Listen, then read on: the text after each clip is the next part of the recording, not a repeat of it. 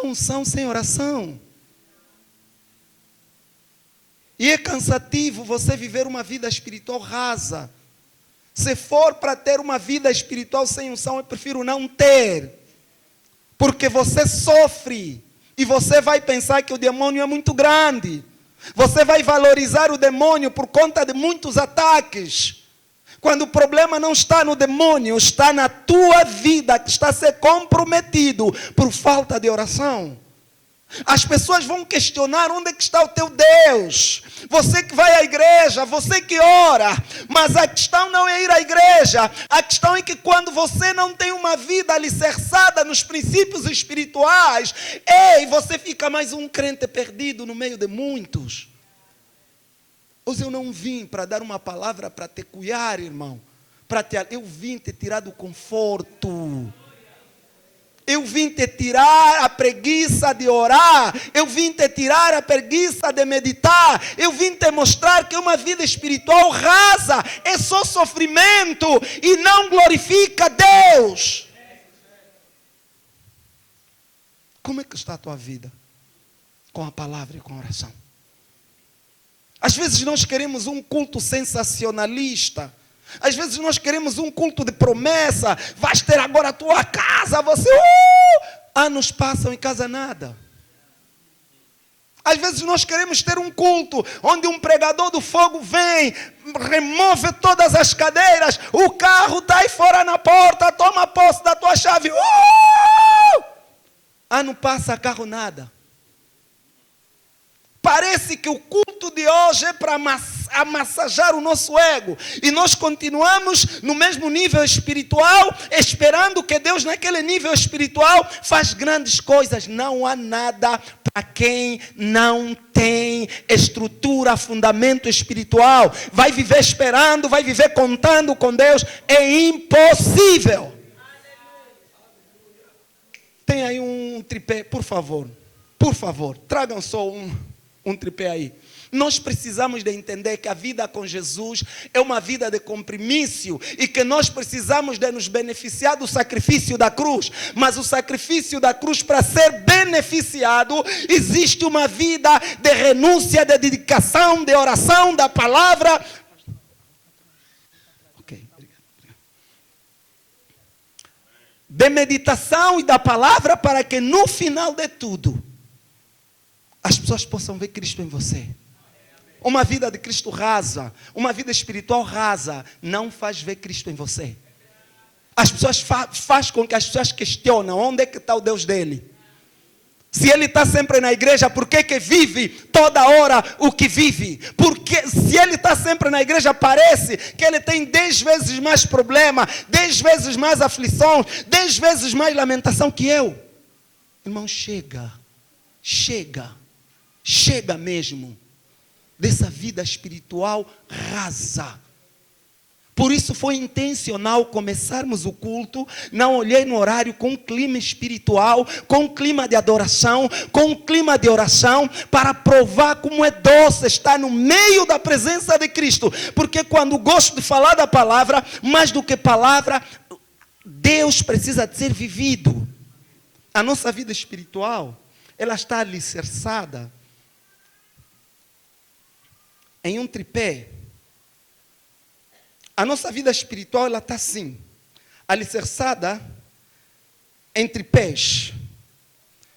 Um lado é a palavra, outro lado é a oração e o outro lado é a meditação. Resume a nossa vida espiritual: palavra, oração e meditação. A meditação é resultado de uma vida alicerçada na palavra e na oração. Porque meditação é consequência. Meditação, você tira o que entra. Se não entrar nada em você, o que é que você vai meditar? Se você não meditar em Deus, o que é que vais meditar? Nos problemas? O que é que vais meditar naquilo que o diabo está a fazer na tua vida? E quando você pensa nos problemas, os problemas apertam. E quando você pensa nos problemas, os problemas pioram. E você vai dizer: onde é que está Deus que eu busco? E você vai ficar fraco. Mas quando você entende Tudo que Deus for construir aqui em você, esse tripé, esses 3 pés, devem estar firmes. Se não há firmeza nesses 3 pés, por mais que você venha à igreja e montar uma cama para dormir na igreja, dizer que pronto, agora eu já não vou sair da igreja porque sou tão espiritual, não vai receber nada. Não vai mudar nada. Vai fazer com que as pessoas murmuram de você. Mas quando você entende que eu sou espiritual, e como espiritual, eu preciso de estender o tripé. Tripé quer dizer 3 pés. Eu preciso de estender os 3 pés espiritual, para que Deus me eleva, de modo em que as dificuldades quando vierem, eu estou no mais alto nível. Eu não vou sentir tudo aquilo que o diabo tenta mandar para mim, porque eu não estou olhando o que ele está fazendo, eu estou olhando o que Deus fez ao meu respeito. Então você vai começar a valorizar a palavra.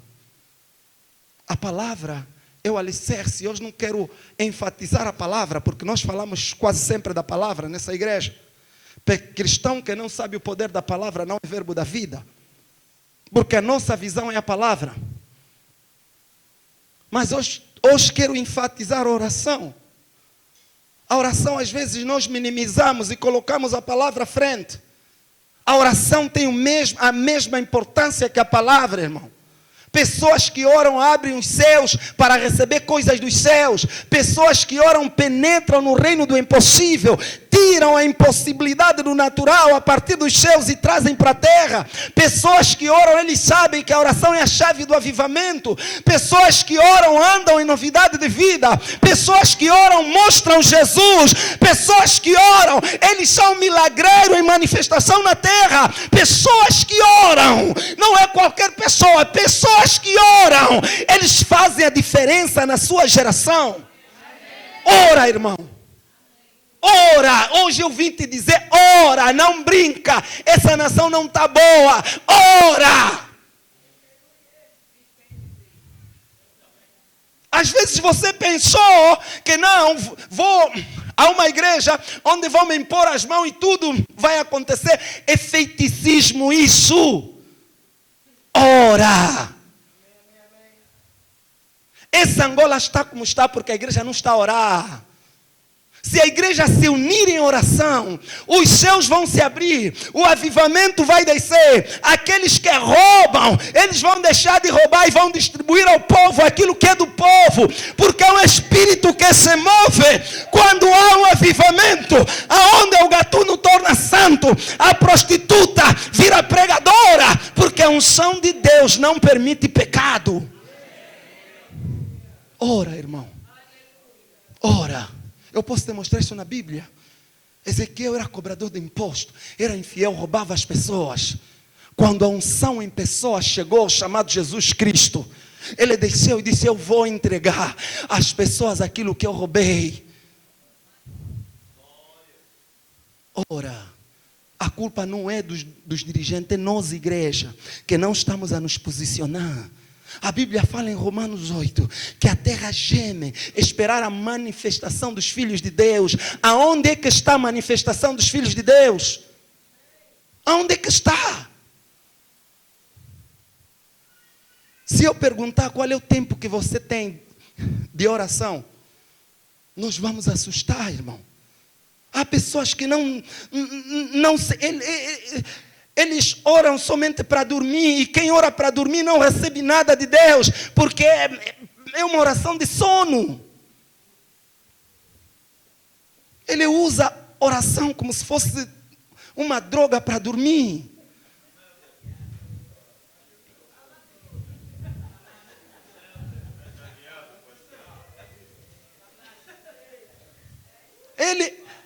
Na hora, ele fica, faz tudo o que quiser. Quando o sono chegou, agora eu vou orar. Irmão, você está trazendo esse sofrimento para você mesmo. Pessoas que oram têm a família organizada.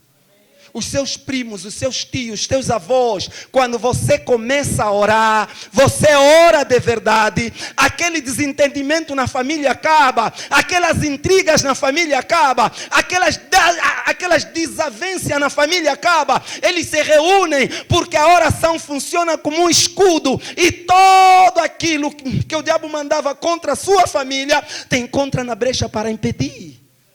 Mas quando você se conforma a vir à igreja e não tem uma vida de oração, você vai estar aqui sentado, mas você sabe que a tua família está toda bagunçada. Eu não conheço ninguém que ora de verdade. Eu falo por experiência própria. Que ora de verdade e tem a família bagunçada.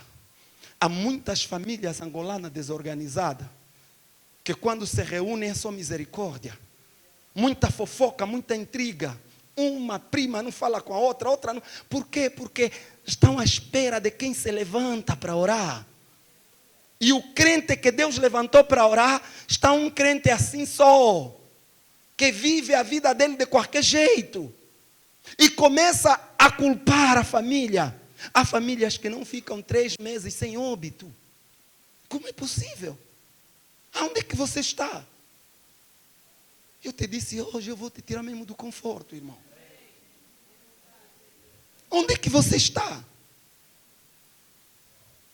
Será que você tem orado o suficiente para tirar o desentendimento na sua família? O pior de tudo é que muitas das vezes nós pensamos que orar é só para receber coisas. E como nós oramos, não estamos a receber coisas, nós ficamos desanimados e deixamos de orar. Orar não é só para receber coisas, orar é muito mais do que para receber coisas. Quando você resume a oração para receber coisas, você está a minimizar Deus. Você está a ligar o limitador. Oração é muito mais do que para receber coisas. Eu quero mostrar aqui um texto, por favor. Abrem comigo a oração de Jesus, que é o nosso modelo principal. Marcos 14, verso 37. Marcos 14, 37. Por favor. Vamos ver que Jesus foi ao Getsemane orar. Por que Jesus foi ao Getsemane orar? Ele queria receber alguma coisa? Não. Jesus foi ao Getsemane porque sabia que estava entrando no pior momento dele aqui na terra. Há momento que você vai orar para ter estrutura, para passar pela situação sem te causar danos. A oração que você sabe, isso não vai evitar. Mas eu vou passar por essa tribulação e não vai me causar, porque muitos passam pelas tribulações. Provoca estresse, provoca trauma, provoca hipertensão, porque depois dispara aí a situação arterial, e de modo que a situação passa e as consequências ficam. Muita gente que tem essa doença é porque alguma vez passou por momentos difíceis e ele descontrolou-se emocionalmente.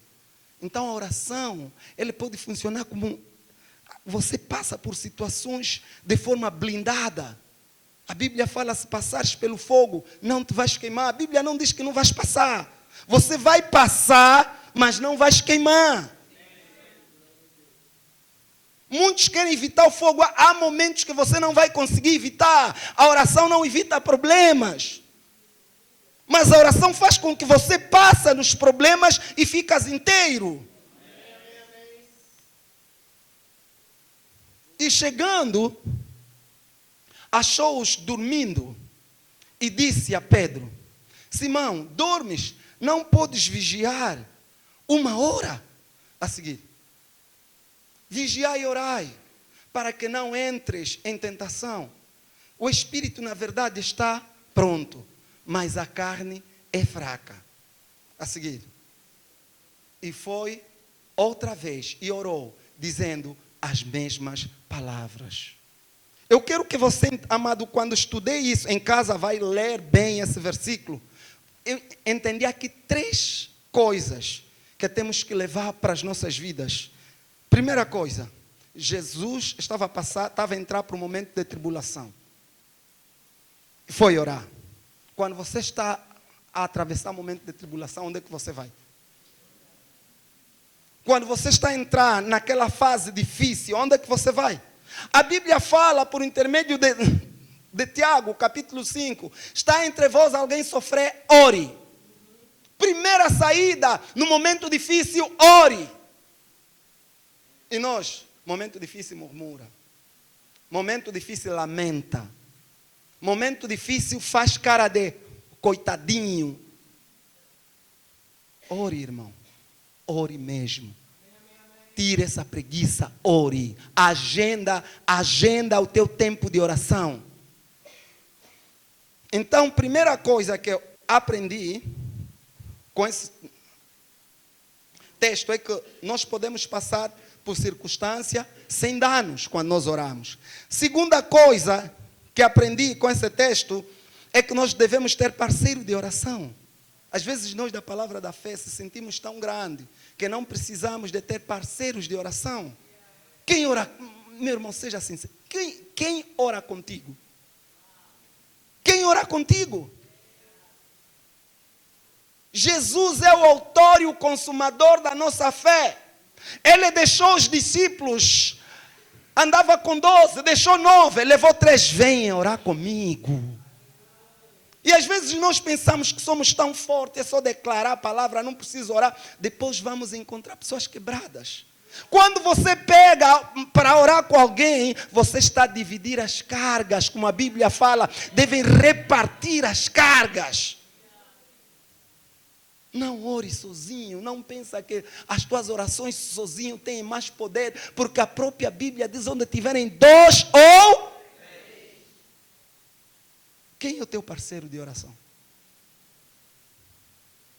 Eu te pergunto isso com tanto amor. Começa a se checar. Como é que está a minha vida de oração? Quais são as pessoas que eu pego para orar comigo? É necessário, irmão. Mas ora primeiro para Deus te direcionar a pessoa para você orar.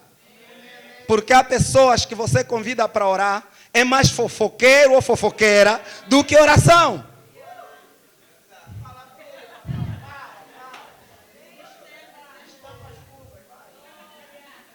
A pessoa que você convida para orar vai se lamentar mais da vida dele do que orar.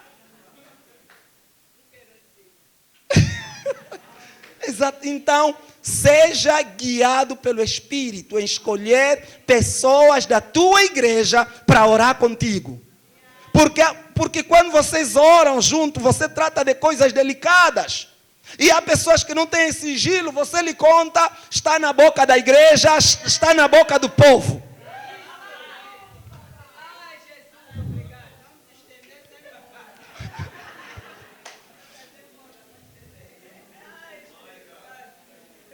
Então não pega qualquer pessoa como parceiro de oração. Terceiro ponto que eu aprendi com este princípio. Uma vida de oração nos evita cair em tentação. Há pessoas que até hoje estão lambuzadas no pecado. Por quê? Porque não têm uma vida de oração. A oração do Pai Nosso, Jesus fala, Jesus ensina para nós discípulos orar, não nos deixa cair em... Então a oração não é só para pedir, é muito mais. E quando você entende isso, você vai ter uma vida de oração, não um momento, uma vida. Porque a crente só tem um momento, só oram bem na igreja. No fogo da igreja, fogo, fogo, fogo, fogo, fogo, fogo, fogo, fogo. Em casa sozinho. Como é que é a tua vida? Vamos, o quarto ponto da oração. A oração nos livra da ansiedade e depressão. Você consegue entender? A doença do século 21 é isso. Mas quando você tem uma vida de oração, você fica livre da ansiedade, você fica livre da pressão e da depressão, porque quando você ora, você confia totalmente naquele pelo qual você entrega as cargas e você aprende a descansar no Senhor. Vamos ver isso. Filipenses 4, por favor, Filipenses 4. Filipenses 4:6.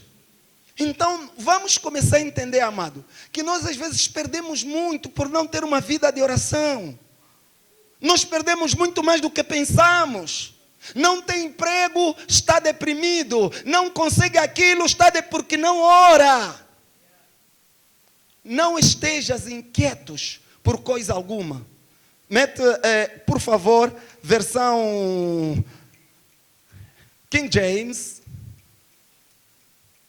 King James, por favor. Não andeis ansiosos. A oração nos livra da ansiedade. Por motivos algum. Pelo contrário, ou seja, ao invés da ansiedade, ou seja, troca a ansiedade, sejam todas as vossas solicitações declaradas na presença de Deus por meio de oração e súplicas, com ações de graça. A seguir, e a paz de Deus, my God, não tem nada melhor na vida espiritual que isso, irmão. Não tem nada melhor do que a paz de Deus. Não é a paz dos homens. O que é a paz de Deus faz? Ultrapassa todo entendimento. Guardará o vosso coração e os vossos pensamentos em Cristo Jesus. Por que a paz de Deus vai além? Porque naturalmente você tinha que estar pressionado por conta das situações. Naturalmente você tinha que estar depressivo. Naturalmente você tinha que estar assustado. Mas essa paz não está naquilo que você vê, não está naquilo que você pensa, está naquilo que você é. E você fica meditando no que Deus fez ao teu favor. Se nós aprendermos a viver na paz de Deus, muitas doenças não vão chegar no nosso corpo, irmão. Porque boa parte das doenças, elas começam por conta da pressão. Então a oração, ela tem isso, ela nos livra da pressão e da depressão. Quinto, a oração, ela é proteção. Ou seja, ela funciona como escudo. Vamos lá ver isso. A oração, ela é proteção, ela funciona como se fosse um escudo no natural. Oh, aleluia.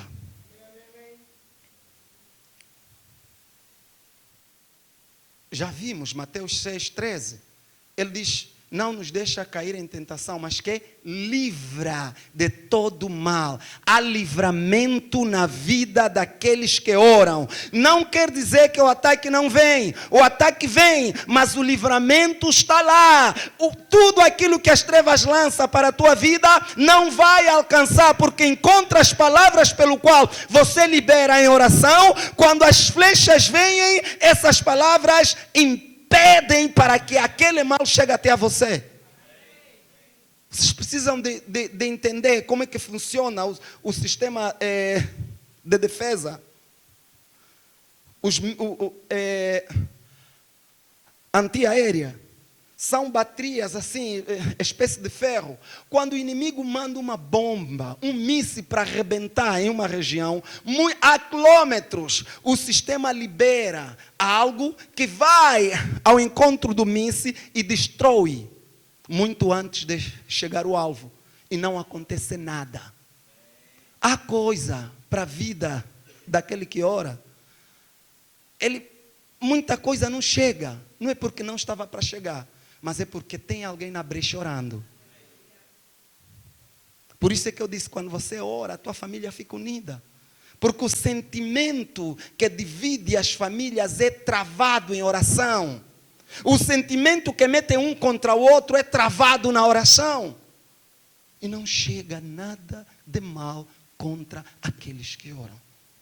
Não esqueça, irmão, nós perdemos muito em não orar, em não ter uma vida de oração. Sexto, a oração desafia a natureza. Quando você é uma pessoa que ora, nós vimos Josué, disse, sol para, lua quieta-se. A natureza lhe obedeceu. É um homem como nós, morreu e não ressuscitou, irmão. Está morto. Como é que estás? A tua vida de oração.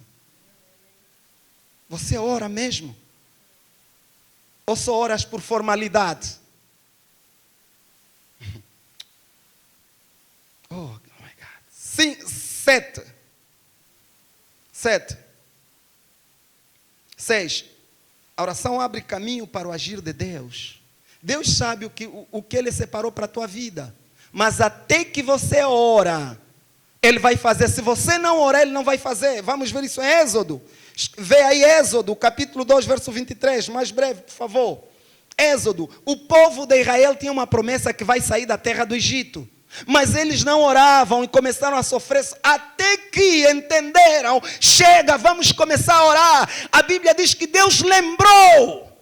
Quando você começa a orar, Deus lembra as promessas que Ele fez para a tua vida. Se você não orar, as promessas ficam presas. Vamos lá ver. Muito tempo se passou, depois disso morreu o rei do Egito. Os israelitas gemiam e rogavam por socorro divino debaixo de uma escravidão, e seus clamores subiu até a Deus. 24. Ouviu Deus o lamento do povo e lembrou-se da aliança que fizera com Abraão, Isaque e Jacó. O que você tem feito?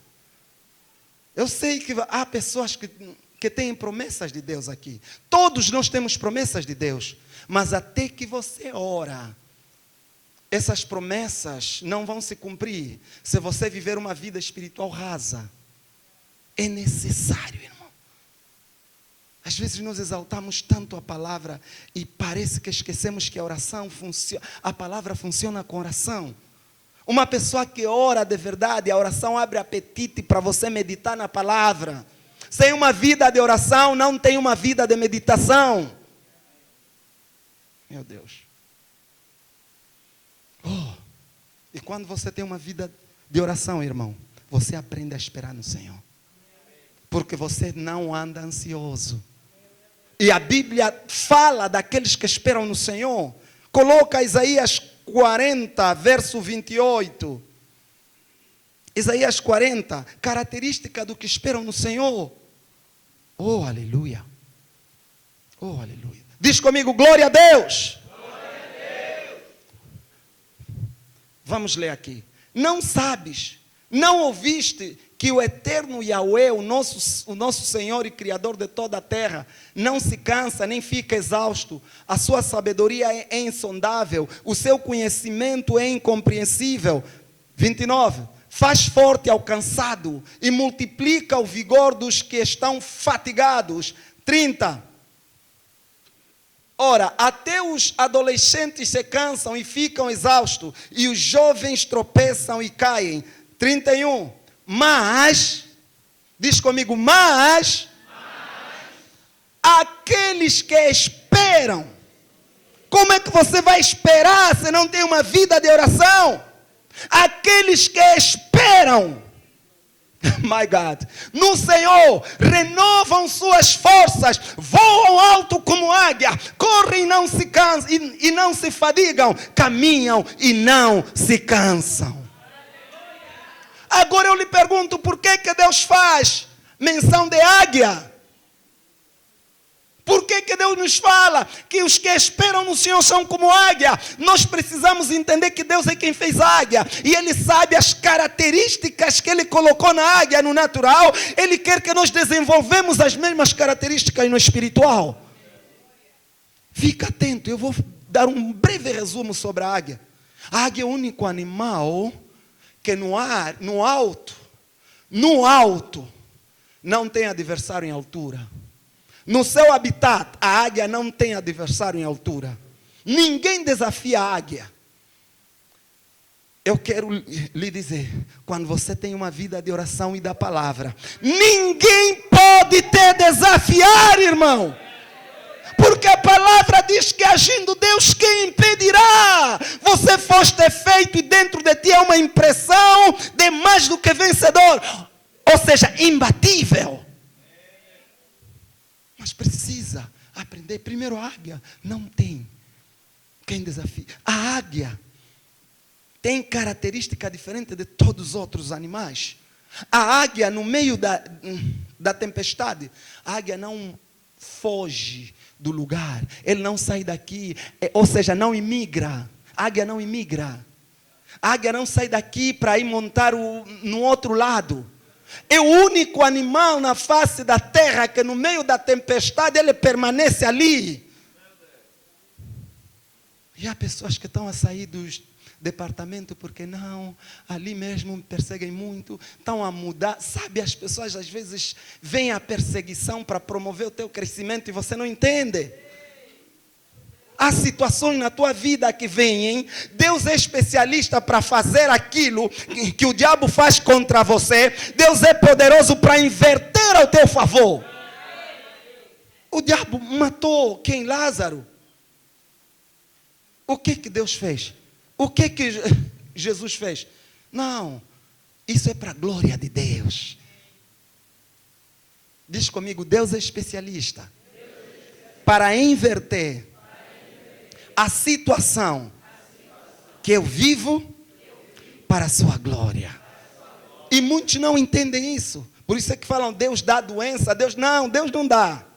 Quem dá é o diabo. O que Deus faz, ele pega na situação que o diabo colocou contra você, ele inverte para que aquela situação se converta em peso de glória. Isso. O diabo prendeu Paulo e Sila. O que houve? As prisões se quebraram. O carcereiro aceitou Jesus, se converteu a favor de Deus. Por isso é que a Bíblia diz que tudo coopera para o bem daqueles que amam Deus. Tudo o que você está atravessando está a cooperar ao teu favor, irmão. É só ficar atento. Então nós vamos entender o versículo, por favor. O versículo, não tirem o versículo. Que a águia é aquela que não foge. O que a águia faz no momento de tempestade? A águia usa as forças do vento. A águia usa as situações que a natureza traz para voar mais alto. O que nós falamos que tudo coopera. A águia voa mais alto. A águia não sai, a águia não imigra, ele voa mais alto. Ele chega até as nuvens. Imagina, o único animal que consegue voar até as nuvens. Se poder, ele vai além das nuvens. E ele aprecia as estrelas, ele aprecia tudo. Enquanto que aqui na terra tem caos. Por isso é que nós falamos do tripé. A tua vida espiritual deve estar no alto. A águia fica lá quieto, a ver tudo acontecer aqui na terra. Ele fica lá, nas dele. Ele não vê o que está, ou seja, ele não vive a situação. Deus não chamou você para passar em tribulação, para você sofrer com as tribulações. Em nenhum momento a Bíblia diz que vocês vão sofrer muito. Aí, pelo contrário, quando as tribulações vêm, eles se alegram e têm bom ânimo. Porque você está a olhar por dentro como águia. Está lá nas alturas. E as situações aqui acontecerem. Agora, quando você não tem esse voo da águia, irmão. Você não tem esse tripé da vida espiritual. Como é que você vai subir? Você vai ficar preso aqui embaixo. As situações vão te derrubar. O mal vai chegar e você vai viver o que não podia viver. É assim que nós somos, como a águia. E a águia não luta. Só tem um único animal que tenta lhe enfrentar com receio, porque sabe que não consegue, não luta. O animal esse animal é o animal mais veloz, é a águia. Ou seja, é o ser vivo mais veloz do mundo, que é o falcão. Ele pode voar até 320 a 300 km por hora. É muita velocidade. Mas ele é menos forte que a águia. O que ele faz? Quando a águia está em voo, ele vem. Atrapalha a água, depois começa a picar a águia por trás. Mas a águia, como sabe que ele é inferior, não luta com ele. O que a águia faz? ele voa mais alto, ele sobe mais alto, ele sobe, chega num nível em que o falcão é obrigado a sair, porque senão vai cair. Pessoas quando estão contra você, não respondem, não luta, cresce espiritualmente, busca Deus, vai chegar um tempo que eles vão olhar, eu estou no lugar errado, vão fugir.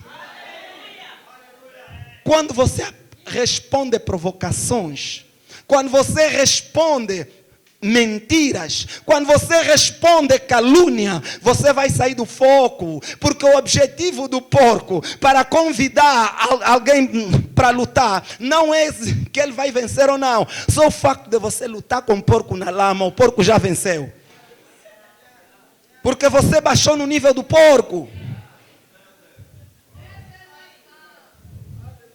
Não baixa, irmão. Se alguém está a picar você, cresça. Se alguém está a insultar, provocar você, cresça. Muitas das vezes são enviados do inferno para te tirar o foco.